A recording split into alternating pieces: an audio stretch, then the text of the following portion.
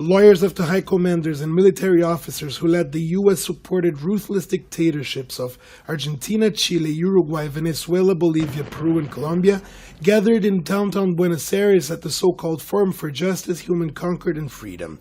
The event is expected to be held for 2 days, and according to the organizers, has the sole aim to shed light on the military governments in Latin America. Hundreds of human rights activists and social movements staged a demonstration to voice their anger against the meeting and blame the advocates for defending the most brutal dictators that tortured and kidnapped thousands of people in the region. This place hosts a group of criminals discussing ways to mislead justice in order they get away from the murders and atrocities they committed. There must not be forgiveness for these kind of crimes, but a severe punishment. And we are here to make sure this social scourge is punished.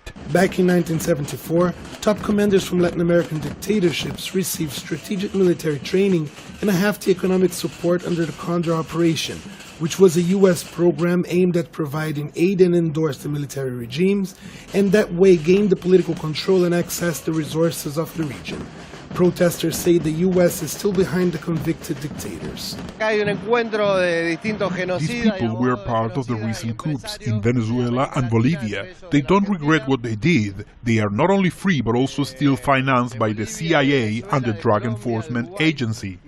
Scores of demonstrators surrounded the venue not only to decry the event, but also to prevent it from happening. Protesters urged the government to press criminal charges against the organizers and expel them from the country.